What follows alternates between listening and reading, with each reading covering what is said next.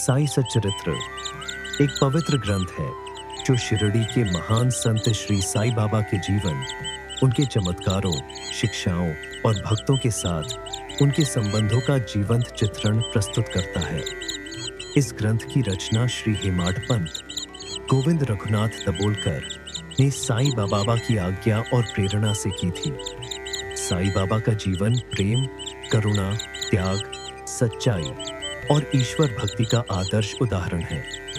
उन्होंने जात, धर्म, संप्रदाय के भेदभाव से ऊपर उठकर सभी जीवों को समान दृष्टि से देखा और सबका मालिक एक का संदेश दिया। उनके उपदेश सरल, व्यवहारिक और हृदय स्पर्शी थे, जो आज भी असंख्य श्रद्धालुओं को जीवन का सही मार्ग दिखाते हैं। साई सच्चरित्र न केवल बाबा के दिव्य चमत्कारों का वर्णन करता है, बल्कि यह सच्चे श्रद्धा और धैर्य, सबूरी के महत्व को भी उजागर करता है। इस ग्रंथ का पाठ भक्तों के जीवन में शांति, सुख, आस्था और आध्यात्मिक जागृति लाता है।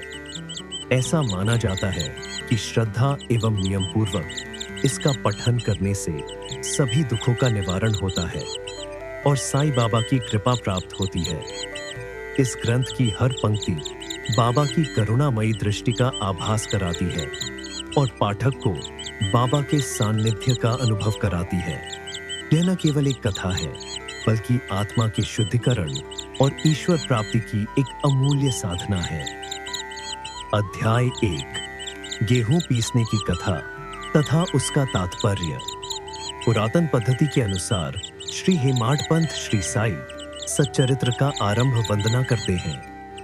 प्रथम श्री गणेश को साष्टांग नमन करते हैं, जो कार्य को निर्विघ्न समाप्त कर उसको यशस्वी बनाते हैं कि साई ही गणपति हैं। फिर भगवती सरस्वती को, जिन्होंने काव्य रचने की प्रेरणा दी, और कहते हैं कि साई भगवती से भिन्न नहीं है, जो कि स्वयं ही अपना जीवन संगीत बयान कर रहे हैं। फिर ब्रह्मा, विष्णु और महेश को, जो क्रमशः उत्पत्ति, स्थिति और संहार करता है, और कहते हैं कि श्री साई और वे अभिन्न हैं। वे स्वयं ही गुरु बनकर भव सागर से पार उतार देंगे। फिर अपने कुलदेवता श्री नारायण आदिनाथ की वंदना करते हैं, जो कि कोकण में प्रकट हुए। कोकण वह भूमि है जिसे श्री परशुराम जी ने समुद्र से निकालकर स्थापित किया था।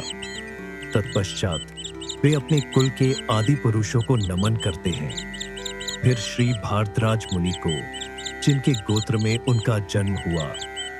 पश्चात उन ऋषियों को, जैसे याज्ञवल्क्य, भृगु, पाराशर, नारद, वेदव्यास, सनक सनंदन, सनत कुमार, शुक, शौनक, विश्वामित्र, वशिष्ठ, वाल्मीकि, वामदेव, जैमिनी, वैशंपायन, नवयोगीन इत्यादि तथा आधुनिक संत जैसे निवृत्ति, ज्ञानदेव, सोपान, मुक्ताबाई, जनार्दन, एकनाथ, नामदेव, तुकाराम, कान्हा, नरहरि आदि को नमन करते हैं। फिर अपने पितामह सदाशिव, पिता रघुनाथ और माता को, जो उनके बचपन में ही गत हो गई थी।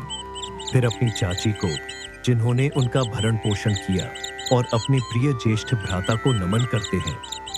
फिर पाठकों को नमन करते हैं, जिनसे उनकी प्रार्थना है कि वे एकाग्रचित होकर कथामृत का पान करें। अंत में श्री सच्चिदानंद सद्गुरु श्री साईनाथ महाराज को, जो कि श्री दत्तात्रेय के अवतार और उनके आश्रयदाता है, और जो ब्रह्म सत्यम जगन मिथ्या का बोध कराकर समस्त प्राणियों में एक ही ब्रह्म की व्याप्ति की अनुभूति कराते हैं। श्री पाराशर, व्यास और शांडिल्य आदि के समान भक्ति के प्रकारों का संक्षेप में वर्णन कर अब ग्रंथकार महोदय निम्नलिखित कथा प्रारंभ करते हैं। गेहूं पीसने की कथा। सन 1910 में मैं एक दिन प्रातःकाल श्री साई बाबा के दर्शनार्थ मस्जिद में गया। वहां का विचित्र दृश्य देख मेरे आश्चर्य का ठिकाना न रहा कि साई बाबा मुंह हाथ धोने के पश्चात चक्की पीसने की तैयारी करने लगे।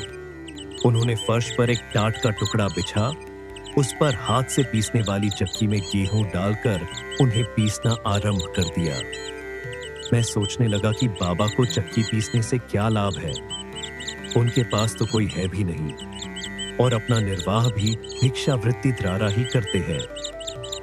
इस घटना के समय वहां उपस्थित अन्य व्यक्तियों की भी ऐसी ही धारणा थी, परंतु उनसे पूछने का साहस किसे था। बाबा के चक्की पीसने का समाचार शीघ्र ही सारे गांव में फैल गया और उनकी यह विचित्र लीला देखने के हेतु तत्काल ही नर नारियों की भीड़ मस्जिद की ओर दौड़ पड़ी।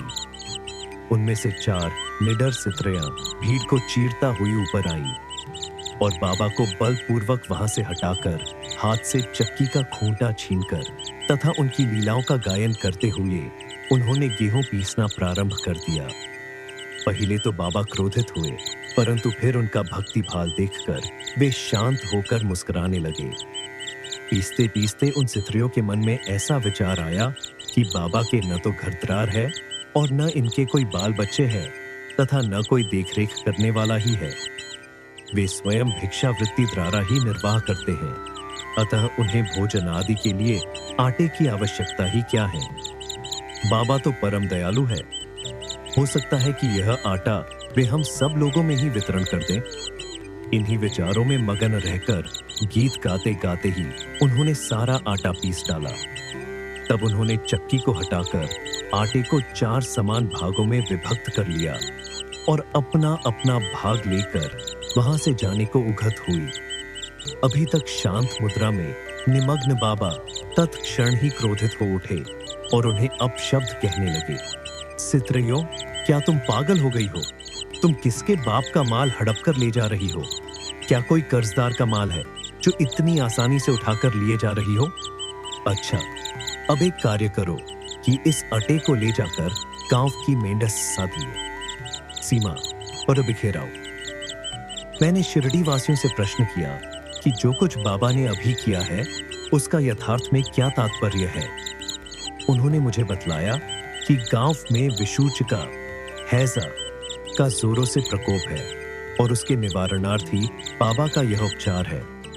अभी जो कुछ आपने पीसते देखा था वह गेहूं नहीं वरन विषूचिका हैजा थी जो पीसकर नष्ट भ्रष्ट कर दी गई है।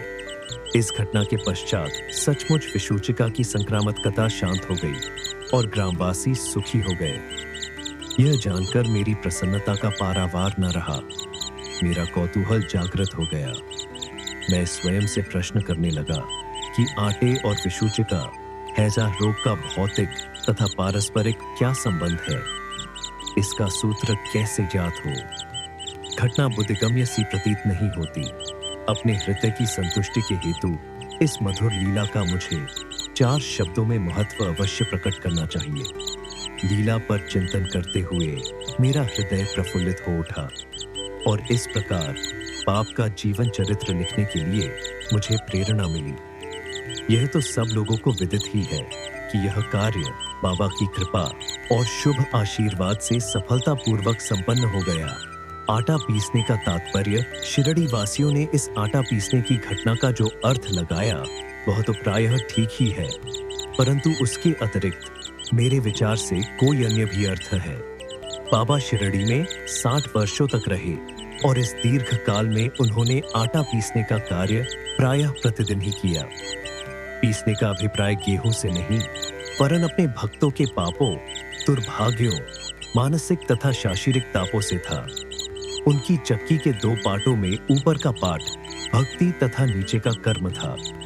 चक्की का मुठिया जिससे कि वे पीसते थे वह था ज्ञान।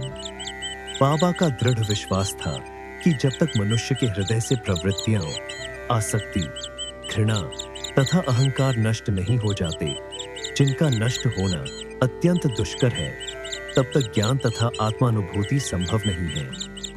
यह घटना कबीर दास जी की उसके तदनुरूप घटना की स्मृति दिलाती है। कबीर दास जी एक स्त्री को अनाज पीसते देखकर अपने गुरु निपति निरंजन से कहने लगे कि मैं इसलिए रुदन कर रहा हूँ कि जिस प्रकार अनाज चक्की में पीसा जाता है उसी प्रकार मैं भी भवसागर रूपी चक्की में पीसे जाने की यातना का अनुभव कर रहा हूँ। उनके गुरु ने उत्तर दिया कि घबराओ नहीं, चक्की के केंद्र में जो ज्ञान रूपी दंड है, उसी को दृढ़ता से पकड़ लो। जिस प्रकार तुम मुझे करते देख रहे हो, उससे दूर मत जाओ। बस केंद्र की ओप ही